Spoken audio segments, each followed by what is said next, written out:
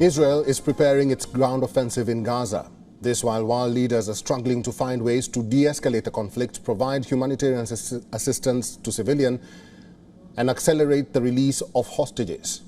Gaza today received 17 trucks of aid amid acute shortage of essentials. This comes after 20 trucks reached Gaza through the Rafah crossing on Saturday. But there seems to be no end to the escalations as threats of a multi-front looms over Israel. Prime Minister Benjamin Netanyahu, while warning Hezbollah, said the Lebanon's militant group would make the mistake of its life if it starts a war with Israel. The Prime Minister said we will strike it with a force it cannot even imagine while visiting troops in northern Israel near the Lebanon border. US President Joe Biden reiterated that it will make sure Israel has what it needs to defend itself, while emphasizing that Israel must operate by the laws of war. He further stated that we cannot give up on a two-state solution. Meanwhile, Israeli ground offensive for the war-battered Palestinian enclave appeared imminent as formations of Israeli tanks and other military equipment were seen positioning around Gaza's border in southern Israel.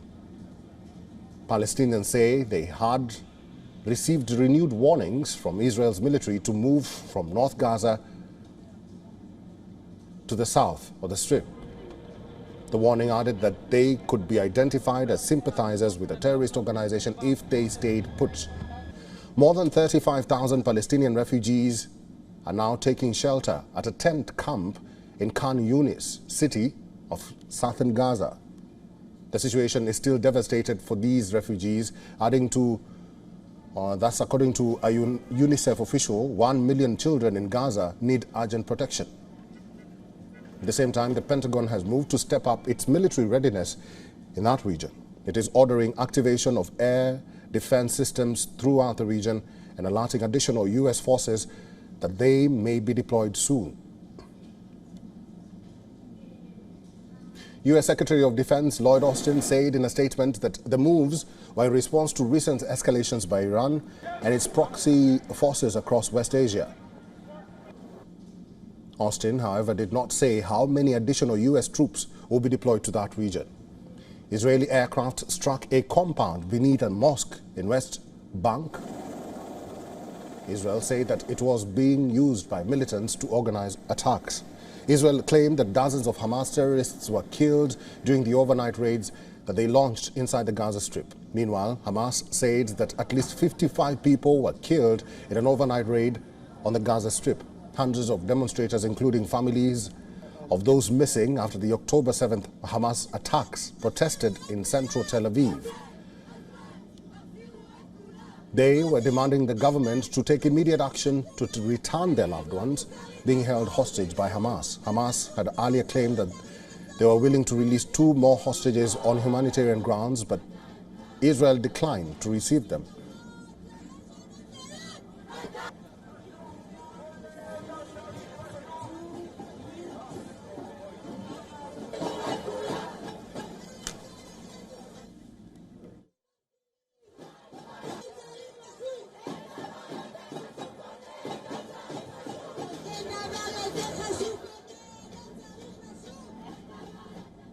However, Israel replied on the comment saying that it was all propaganda.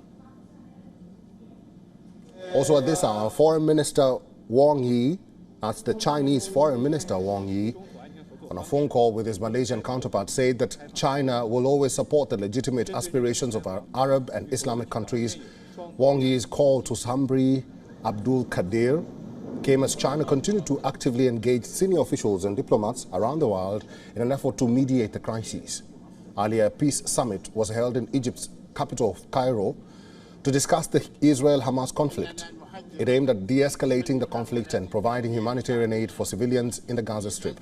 While Arab and Muslim states called for an immediate end to Israel's offensive, Western countries mostly voiced more modest goals, such as humanitarian relief for civilians. UN Secretary General Antonio Guterres had made a visit to the Rafah border crossing between Egypt and Gaza in a bid to get aid flowing into Gaza. He talked about the visit. Yesterday, I went to the Rafah border crossing. There I saw a paradox, a humanitarian catastrophe playing out in real time. On the one hand, I saw hundreds of trucks teeming with food and other essential supplies.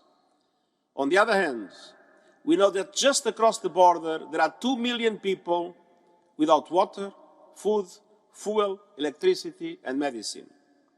Children, mothers, the elderly, the sick. Full trucks on one side, empty stomachs on the other. On Saturday, 20 trucks carrying aid crossed into Gaza. This is the first convoy of humanitarian supplies since Israel began its siege 12 days ago.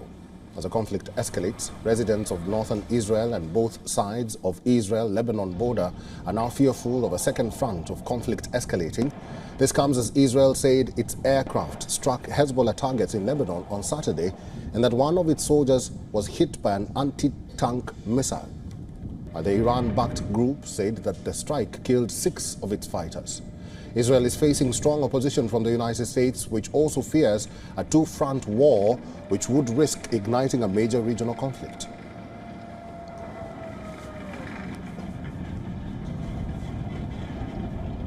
WION is now available in your country. Download the app now and get all the news on the move.